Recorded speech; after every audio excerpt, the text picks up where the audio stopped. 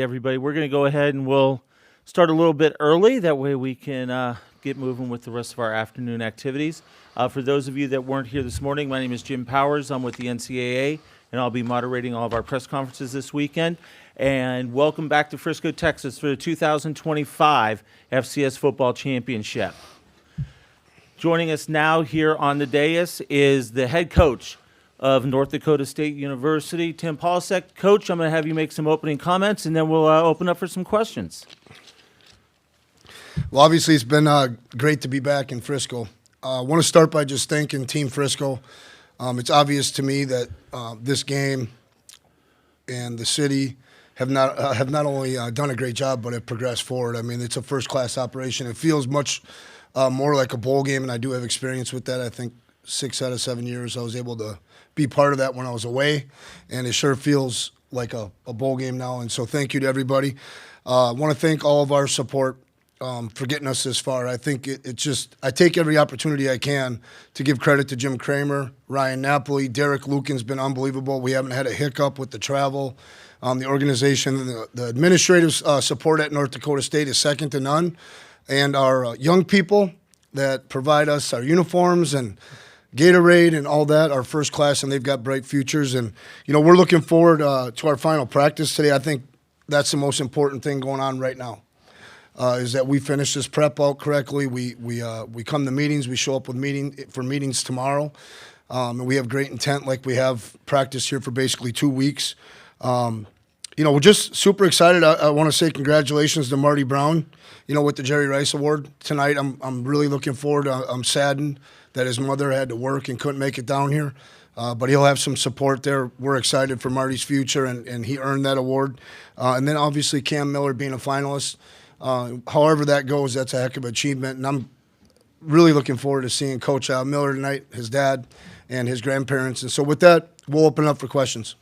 Thank you so much, Coach. Once again, just like we did this morning, we'll pass the mic around. Just raise your hand. And if you could give your name and affiliation before you ask your question, that would be great. And Mike, we'll go ahead and start right here, second row on the right.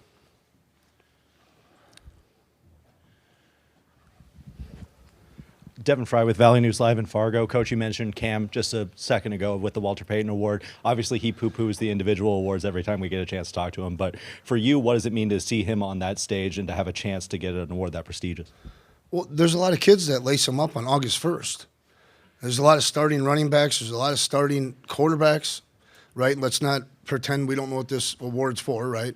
Just like the Heisman, typically. And, for him to be able to compete and improve and be tough, for the duration of this season, to find ways over the summer and spring ball to improve, to embrace any of the change that's happened here over the last 12 months is remarkable, and he's doing it, with some different guys, at receiver, and there's some guys that are back, but the relationship that him and Bryce have developed on the football field is obvious right now. He's got a lot of connection there, and so I'm excited for Cam because he's taken complete ownership of the protection side.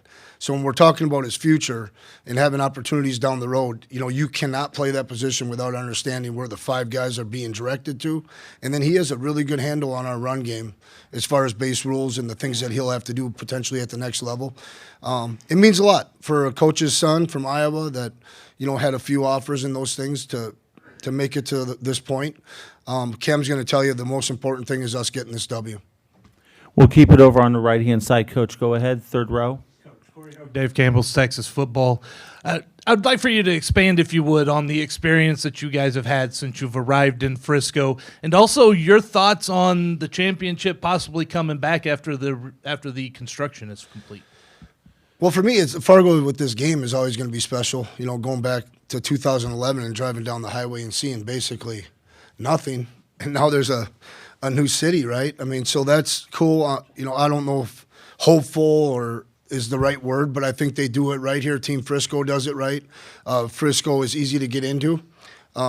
Transportation-wise, there's multiple hotels, and so all that stuff aligns with a big-time football game. I'd second that, I guess, with just seeing the growth, and then for myself to get here, we planned everything so we could get everything done in Fargo yesterday. as far as a football day.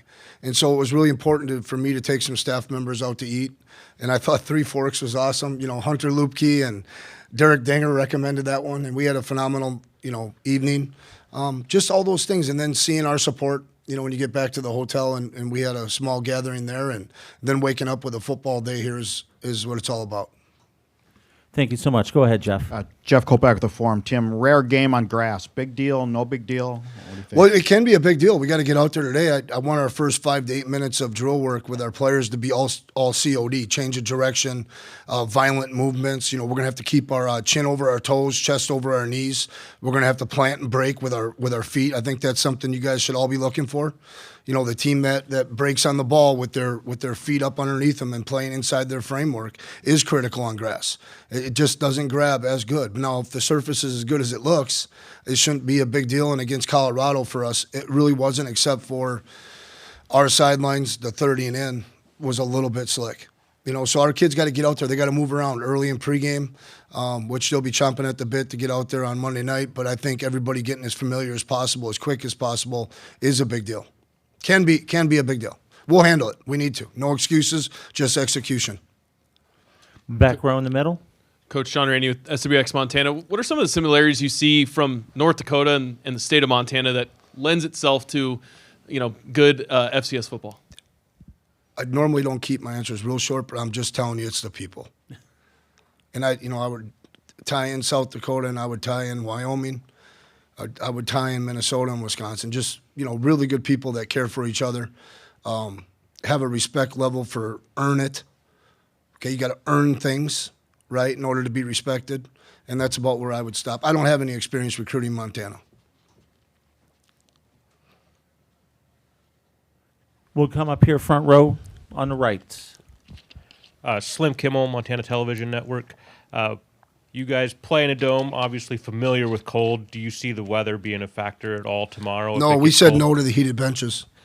We're going to go to a battle. I know Coach Vegan will have his guys ready. 30 degrees or 20 degrees is nonsense. We've got experience in the cold, but we are indoors all year round now with an unbelievable facility. In the spring and in the summer, though, anytime we get a chance, I learned this from Coach Ferentz, and Coach Bull. Anytime you get a chance, you go out and practice in the rain, you practice in the elements. I'm not concerned about that. These guys have worked way too hard for some cold weather to get involved. It's nothing like the NFC Championship game at Green Bay, minus 23, I can tell you that. I was at that game. Dom, go ahead. Tim, Dom Izzo, WDAY. You might be in the unique position that you face the Heisman Trophy winner and potentially the Walter Payton winner. Just your thoughts on those kind of players and the kind of matchups you've had this season. Yeah, you made me think about the hitch and then just go score. That was really remarkable. But I tell you, we grew. We had a couple guys. Duff won't play this week, but Duffy battled Travis Hunter. I think he grew up a lot. His confidence grew, even though he got beat in the end zone a couple times there. And then to play the more I study this film, I don't want to put him, on some he's a good player. He's Jordan Lynch to me. We were really a team in 2013 that we would call 4 verticals to get scramble opportunities. And Jordan Lynch went back-to-back weeks against the Michigan schools, 323, I believe, and then 357.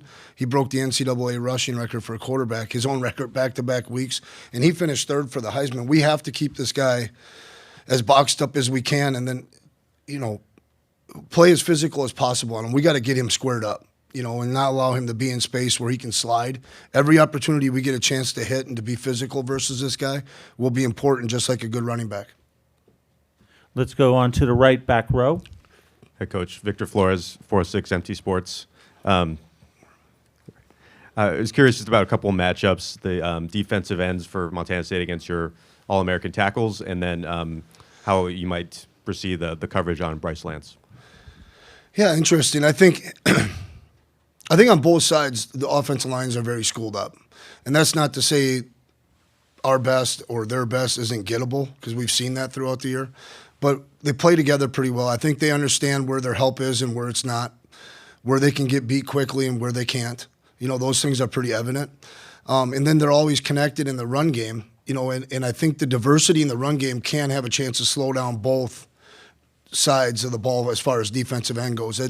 It's interesting, like on normal down or distance or 2nd and 7 or 8, a pass down where you have quarterback powers and quarterback zone reads, those DNs now are in a conflict because a lot of times they're the option players, so they're not just playing with their ears pinned back. And so I think that's going to be interesting, who can capitalize on, reading their keys and great get off and fundamentals and technique. And then, like I said, Al Johnson is a good friend. I'm trying to remember the first time I came in contact with Al, but we've been in a lot of communication. I know he does a good job. He was well tutored at the University of Wisconsin, and they do a really good job. The DNs, I'm hopeful the DNs have a big impact on this game. Let's keep it on the right-hand side, Coach, second row. Coach, we talked about some older guys kind of stepping up into the opportunities, especially through the playoffs and whatnot. But for guys like Hunter Pontius, now who's been here for so long, to be able to start at a national championship game, what does it mean for you to see guys have those kind of moments? Well, first thing, it means somebody went down, right? So you feel terrible for their family and for that young man's situation. But that's what this program, and it's not coach speak. If you go back and you look at it all the way to the 2010 championship run, Matt Grotzek had to have microfracture surgery, and it, Coach Bull wanted him to get that done, and Matt said, no, this class needs to carry the Bison through to a championship at some point. And that kid chose to play 15 to 18 plays a game, right? And so there's always been these moments where people have played hurt. I feel terrible for Wirtz, didn't find out until Tuesday. I mean, he was going to get some help, and he was going to play through another back thing, and he was going to go late on the line for us, and it's just not going to happen. And so it just creates opportunity for others. The one thing that one of our staples in our program, when we talk about standards of the program, is to have, a great deal of urgency, right? A can't wait mentality. But it also encompasses everybody that plays for the Bison needs to be ready to go when they get their opportunity. And time again, I think that's going to be a big piece of this legacy if we can finish this off the right way. And in our history, that's happened. Do we have any other questions for Coach? Oh, we got all dressed up for this? Yeah. Coach, thank you so much for joining us, and good luck on Monday night. Thank you, guys. And to the local media, thank you. It's been a really fun year. I appreciate you guys. Just a couple housekeeping items. We have about 12 minutes. We'll have the 8 student athletes from North Dakota State upstairs right above us like we did this morning. They'll have their breakout stations. And once again, that will be a hard stop at 1:25 this afternoon so that they can get to practice. The press box is open. We will have snacks up there for everybody until about 2:30, I believe it is. And then the press areas will be open for work until 4:30 this afternoon. After that, there's a bunch of functions going on this evening that we need to make room for. So other than that, if you have any questions, please feel free to either reach out to David Lenz or myself. Have a great afternoon. We'll see everybody upstairs.